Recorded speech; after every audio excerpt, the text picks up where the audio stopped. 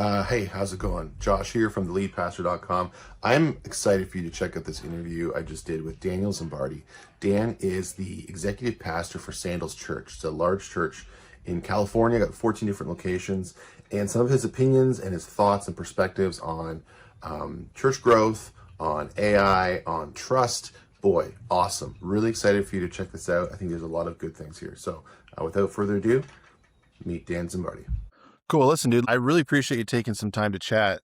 I want to talk a little bit more about your take on AI and church ministry and all Mhm. that stuff. So I know that you're involved with Sandals Church.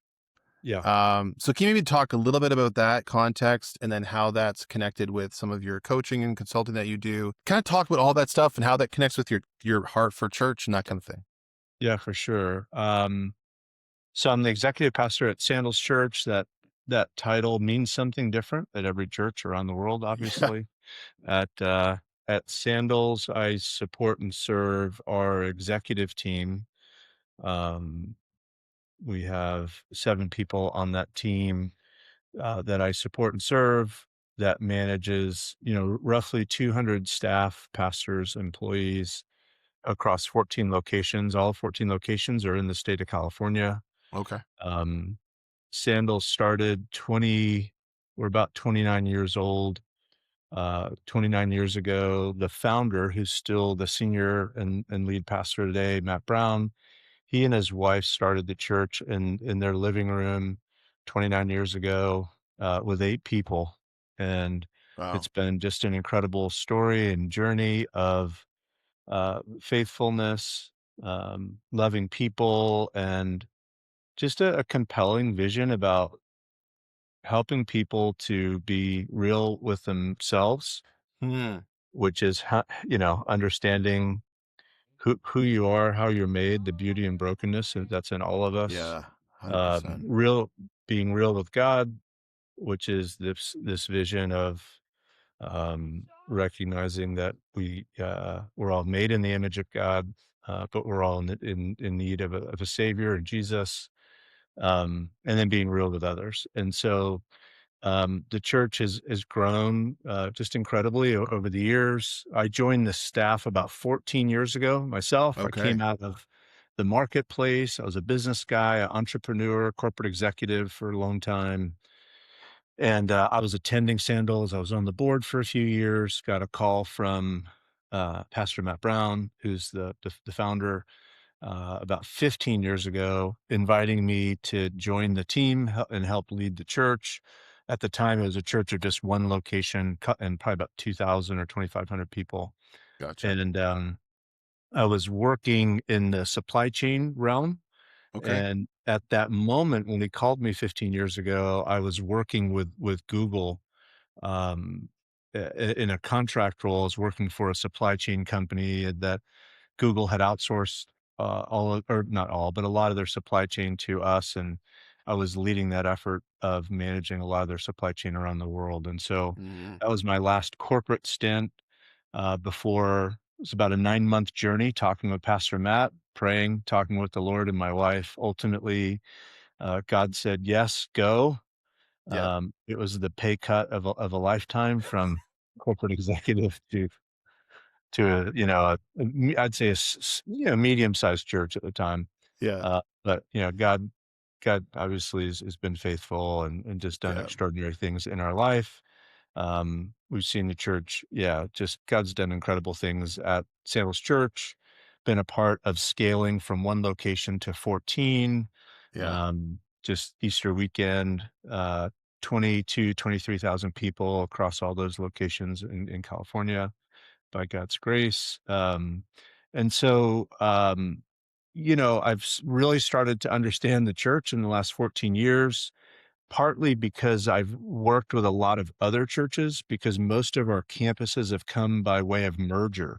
So we Oh, have interesting. merged or adopted or acquired. I think we're at 12 churches now that are locations of Sandals Church.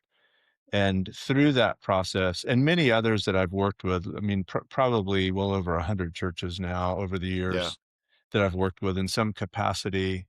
I've gotten to understand the church, I think, pretty well, Mhm. not just by running and leading a church.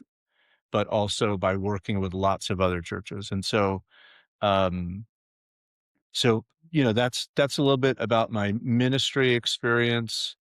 Um, I love the church. Was saved in the church as a 30-year-old 25 years ago, almost 26 years ago.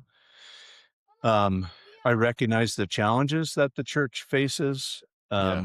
Some are self-inflicted inflicted wounds. Others are just the challenges that we face in culture, that we face through a lack of resources and et cetera, et cetera.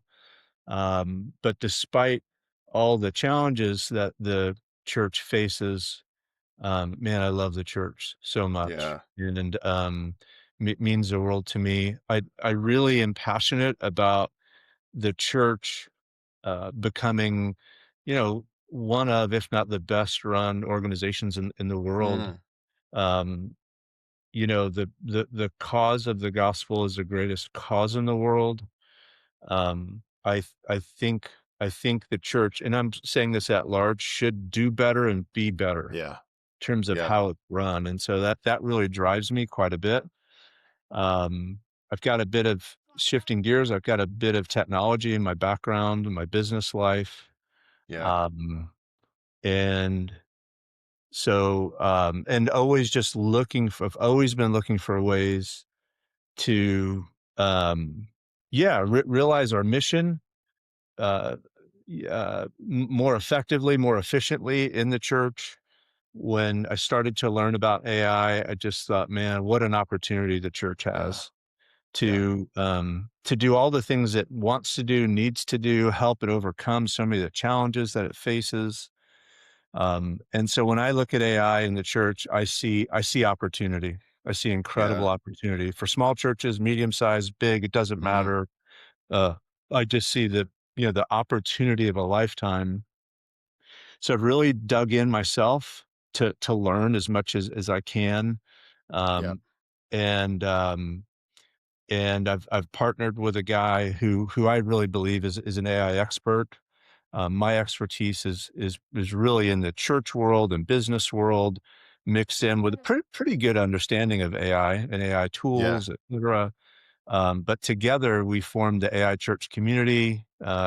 Our first live session actually launches next Wednesday, a week from today, Oh, cool. um, Wednesday, April 15th. And so we launched the AI Church community with a shared burden. My partner and I, Jim and I, and this burden to really help the church take advantage of the moment in time we're in by learning these tools, learning this technology, deploying it, getting our staffs trained up, educated, um, so that we can reach, disciple, ultimately more people Yeah. uh, with the use of these tools. And so that's the 4, 5, 6, 7 minute version of it all, Josh. No, I was gonna a couple comments. So the first one is like I've done a bunch of interviews. Like some people, they start talking, like I have no idea where this is going. Other people talk, I'm like, no, they're answering the question really well. They're not losing track of the thread. And so I think you actually did a really good job. And like Yeah, thanks. one thing that stood out to me is just and maybe reading between the lines a bit too much, but it strikes me that like you kind of have an eye for process, how things can work together, and how that has maybe it was like those skills were honed in the business executive world, and now it's like, okay, there's a really cool space that's opening up where that now that heart actually can be kind of AI now fits into that and Yeah. helping the church kind of take advantage of that moment. So Yeah. yeah, Yeah. 100, yeah, 100%. Yeah. No, I think that's right. I think my God-given strengths are really around people, like mm, identifying talent, developing talent, helping people be at their best, helping people find meaning and purpose, and helping people understand and utilize their gifts, helping people to grow, be transformed to yeah, accomplish things, et cetera, et cetera. I mean, that's really what I think I'm made for, and the real gifts God's placed inside of me. I think I've learned a lot about process efficiency in the corporate world and business. I think there's people that I work with that are, better than I am in that space and area. I think I'm pretty good, again, through what I learned in my Yeah. business life. But, yeah, so I think it's sort of I'll use the word strategy and people, I think are the Sure. 2 things that I think a lot about, I'm passionate about, and bringing, strategy and all things people together to help realize a vision. Yeah. Yeah. Yeah. So I think the post, so there's a LinkedIn post, I don't know, it was like last week or so. We're talking, and then there's a one question that it says, the question I give every church leader before they touch another AI tool. If your congregation knew exactly how you used AI this week, would their trust in you go up or down? And that like sung right to my heart because Mm. I mean, I've been interviewing dozens and dozens of pastors over the last, 3 or 4 months, and lots of folks talking about AI. I ask about what tools are you using, what tech are you using, and they come up with, oh, we're using Subsplash or Planning Center or whatever. And then I say, oh, are you using AI? And immediately the list of ways that they're using AI, it just is a nonstop.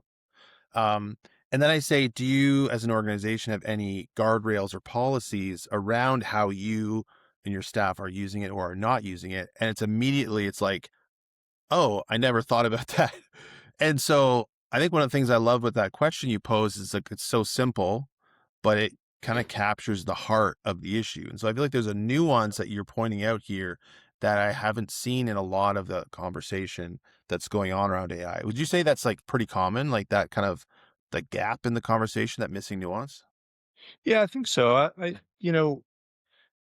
When I'd say, maybe 8, 9 months ago, the skepticism and fear about AI in the church was really high from my perspective, and I'm saying Mm, that anecdotally, I didn't take a poll, but just from talking to yeah. a lot of people out in the Christendom, and, I think here we are, let's say 6 to 9 months later, and I think, a lot of that is subsiding.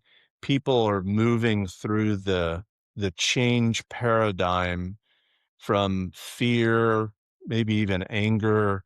They're moving into like exploration. They're a Hmm. couple quadrants over now.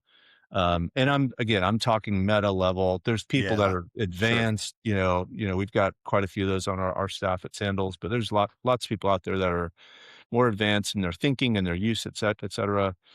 Um, so I think that that's good news at large, that there's more adoption that's happening, but the gap is church churches just don't have a plan for AI. It's Yeah. just like it's kind of like organizationally, they're just not talking about it with their team. You know, 2 people that sit next to each other on staff, one doesn't use AI at all.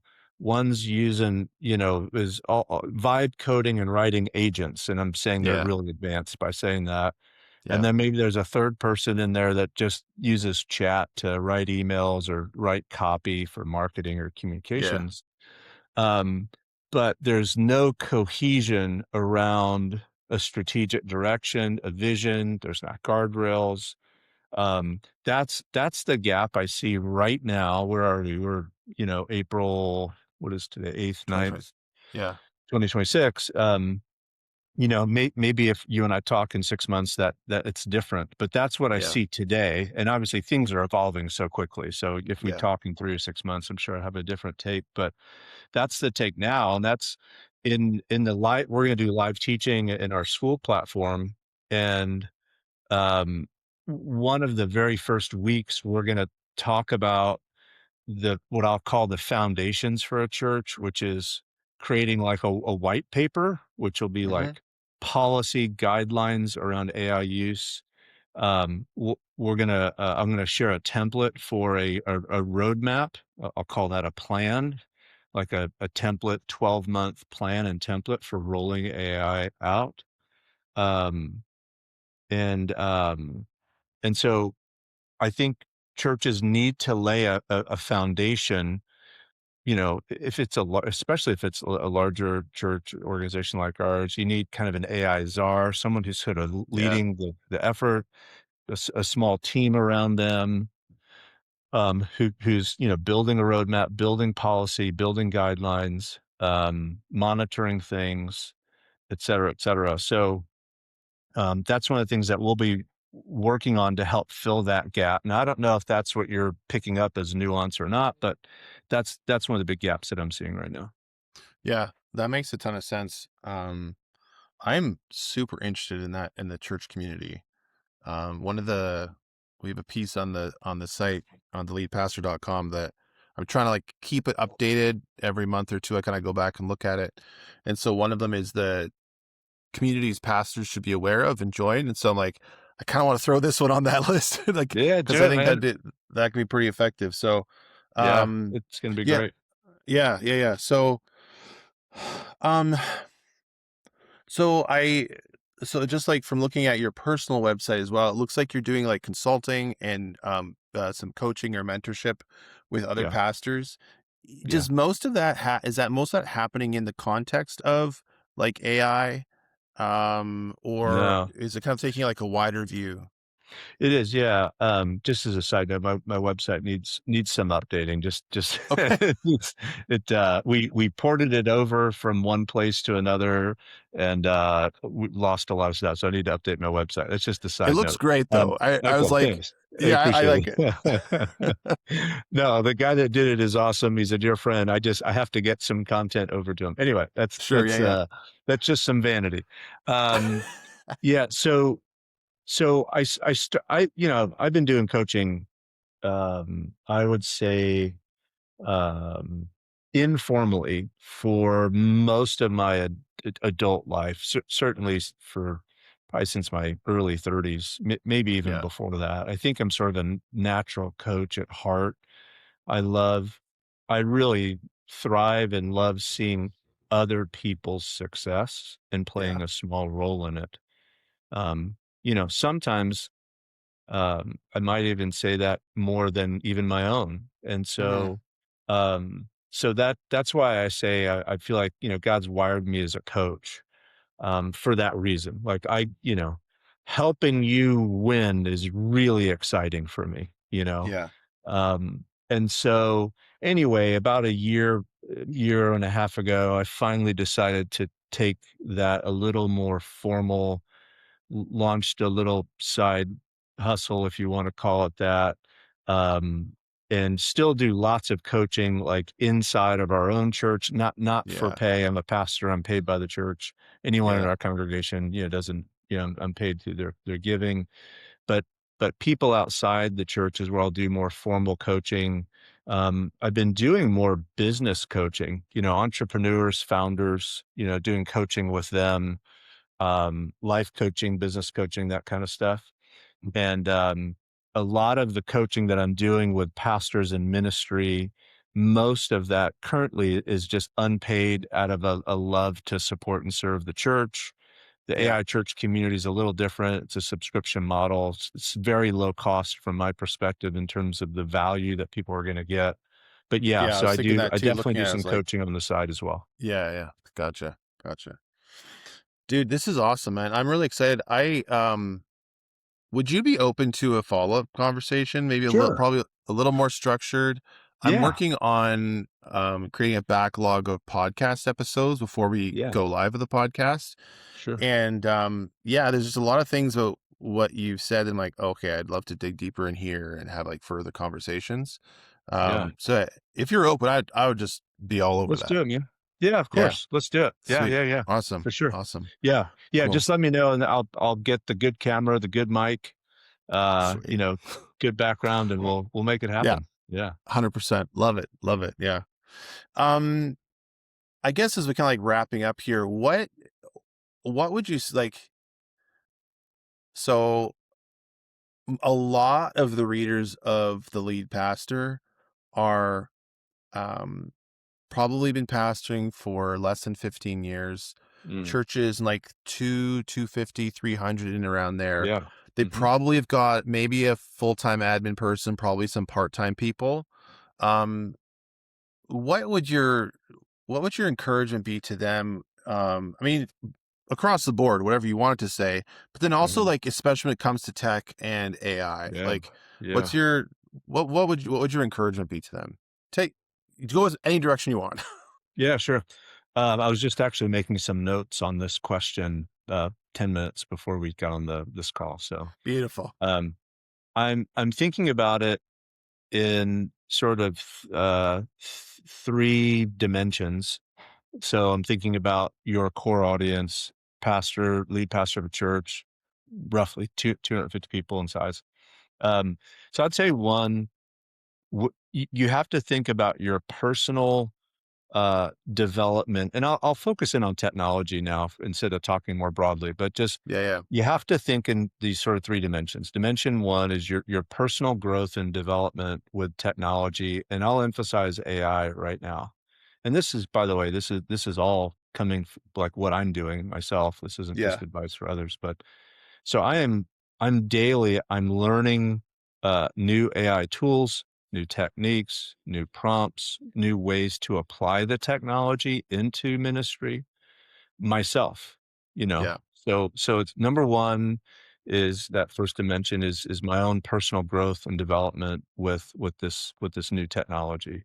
How do I use it? So that's one. Then two, how do I um how do I create an environment for my team? So that would be like the folks that report to me would be our executives.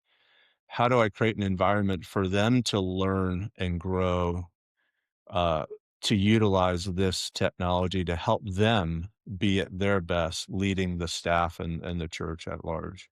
So how do I create an environment? So that's different, as a leader, how I create an environment for others is different than what am I learning myself on how to use something, right? yeah, for Two sure. different dimensions. So personal development, creating an environment for team development.